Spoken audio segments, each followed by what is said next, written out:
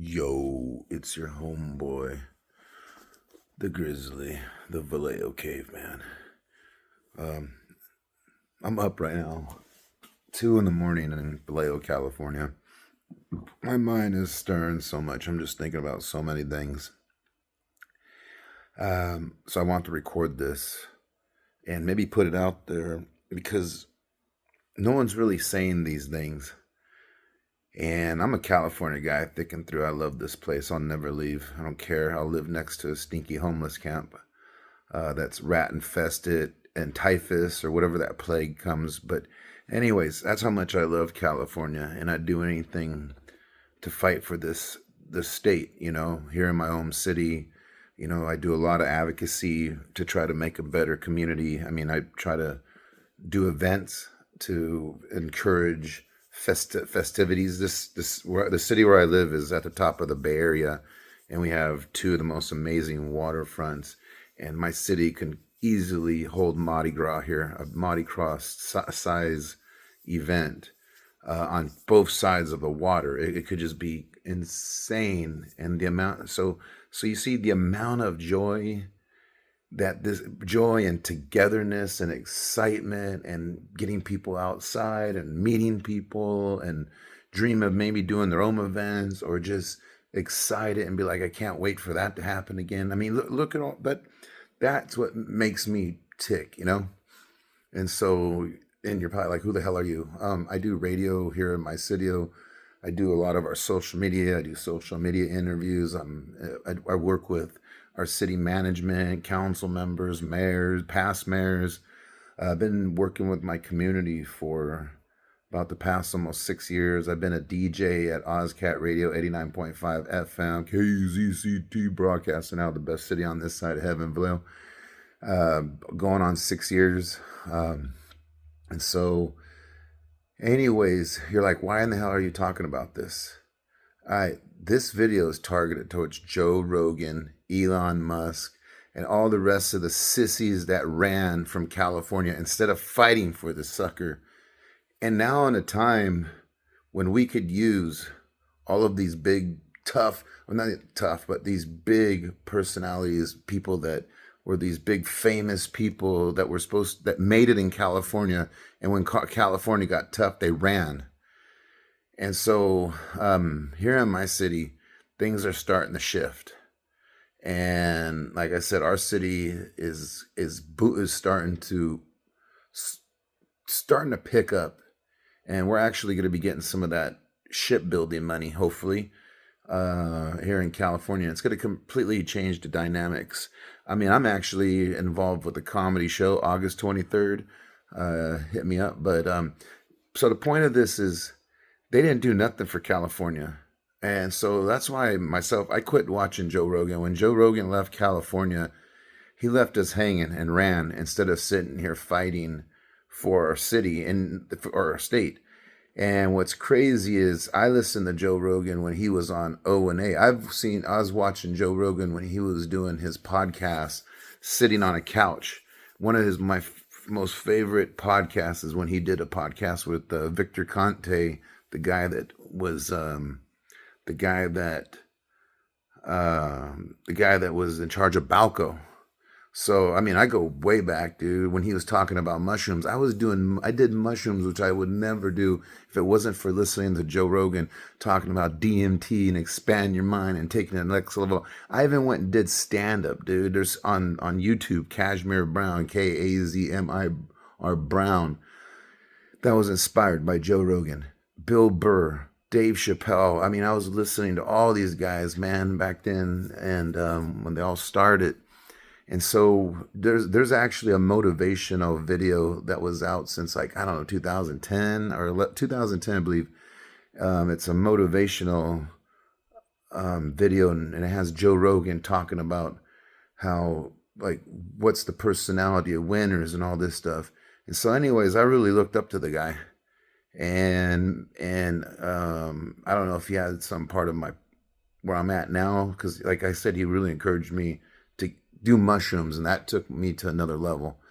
But anyways, to think about where LA could be if Joe Rogan would have stayed here and fought and rose up and said this is BS when he, especially when he got that big $100 million contract, and he said, hey, you know what, I want to stay in California and build on the comedy club, make it badass, but you know what, I can't do that because they want to tax the hell out of me, and so, or figured out some way to help keep that money here, keep that scene here, because at that time things were really blowing up in the comedy scene here in LA. I actually was back in 2017 was planning to try out for the Monday open mic at the Comedy Store. That's how much he inspired me, and it wasn't just him. He exposed me to like Bill Burr, like all these guys. I mean, it was actually Opie and Anthony. Listening to Opie and Anthony, because you're listening to Patrice O'Neill. That was the OG. So, anyways, I'm just this podcast, this little videotape of me, and you could, I don't know, call it a pod. I don't know if it's a podcast, but is talking about that. What happens if Joe Rogan would have stayed? People like that. He would have kept this whole comedy scene going. I mean, he could have made a big time change in LA. Did maybe Joe Rogan know something we didn't know? They tell him, hey, Joe, there's going to be some crazy stuff going down. Maybe you should take off. Because he sold us all back then. I'm talking like 2010, 2011, back when there was Z's, man. Remember when Z's, like back then, like when you're working out, you were listening to all of this motivational stuff. Because thanks to YouTube, all these people were able to share all their stuff, and you had access to all these great personalities. And Joe Rogan was part of the UFC, which I love. We watched him on Fear Factor, and then, like I said, and Joe Rogan as a comedian, I don't find funny at all. I mean, but Joe Rogan as an inspirer, encourager, as someone that lives healthy, works out, someone that's always trying to improve on themselves. I mean, Sober October. I mean, all these great things. I mean, kudos to him. But I'm just saying, Joe Rogan running from LA, that was a big deal. Elon Musk, that's great. Good for you. You've, and at the same time, do people are allowed to grow? Even as badass as you think Joe Rogan and Elon Musk, especially on Elon Musk, because right now I was going to say, hey, why didn't Elon Musk fight for us when he was here? Why didn't he fight harder in Fremont? Why didn't he fight harder to keep stuff here in California? But God, is things that bad? Is people's vision in California that bad? Because I remember some couple of years ago, maybe it was about 2017 or so, he was talking about creating freeways underground with bore, and the environmentalists stopped him and all that stuff. So I guess I can't really get mad, but Joe Rogan at the time had a strong following, especially when COVID came, and we all looked to him to kind of stand up for us, and he kind of did, but he kind of didn't, because he ran from California and went and started a business, started a comedy club in Austin, Texas, where nobody cares. Dude, this is California, a state, a land where it matters, where the Comedy Store, that matters, dude. That was the mecca of stand-up comedy, especially after Mitzi Shore passed away. I thought, I was like, wow, Joe Rogan should have took that over, and kept it going to where because like on the open mics, you had to audition in front of Mitzi Shore just to be able to get on the open mic. On the stage on the open mic on Mondays. That's insane. So Joe Rogan could have kept the whole history, that kept it going. I mean, just think about how that could have changed the dynamics of LA and California, especially when COVID came and he stayed here. He stayed in California and rode the wave. and said, hey, you know what? I don't, I'm going to fight. They're, state's going to try to take my income tax, but I'm going to fight to put that tax back in the community. And I see fit on how it's going to be spent. And then maybe team up with Elon Musk and they like figure out how to stay in California and help not help but help the guys, like I guess I could say myself and others, gals and guys that are out there trying to fight to make their communities better. And we have no actual higher in the art hierarchy here in California for us to latch onto. You know what I mean? There's a lot of us that don't believe in the right wing or left wing or none of that stupid crap. We just believe in wanting to build our communities, and this is as big as it gets for me. I mean, I'm pretty far in working with my own community, and it's taken me like 6 years, and I'm still like almost a nobody. You know what I mean? Like, but like Elon Musk, Joe Rogan, they could have led this state out of this tyranny, and now look where it's at. Just think if Joe Rogan would have stayed here in California and fought for us, fought to stay here, fought to make his life here, fought to help make this state bigger. But instead he chose like, hey, that's not my job. I'm just a comedian. Later, suckers. And so all I know is California is going to be getting popping, man, here pretty soon. The people that are living here, they're getting pissed. Things are going to start changing. Um, that's how I felt until stupid Donald Trump goes and sends federal agents into a state that hates his guts. And here, where I live in the Bay Area, I talk and had to unfriend 70-year-old green hair, left wing, liberal, progressive, whatever you Nazis. I don't know if that's what you want to call them.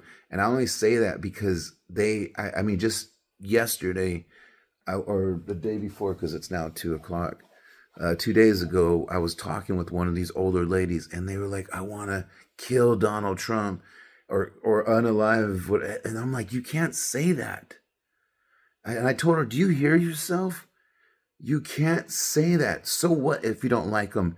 It doesn't mean you go over there and start burning cars down and all this stuff." And so, man, people are angry. I mean, people are angry, especially the baby boomers who are just like pissed off because all their social security is going to their diabetes medicine. And then they're mad because they're like, who the hell is RFK Jr. to tell me I can't use my food stamps to buy candies and shit? And it's like, dude, you're diabetic. You're out there on a little rascal holding a sign that's like, I didn't vote for Elon Musk. And I'm like, and they're asking me, will you go join us? Because they're my friends. A lot of these people that are out there going crazy, protesting. We have a dealership here in my city. And I talked to the Tesla dealership. And they said, nah, the protesters are pretty cool. They're all right. Matter of fact, more people are coming in and buying at the time when they're protesting so they could take pictures of themselves like, hey, check it out. Look at me. I'm buying my Tesla.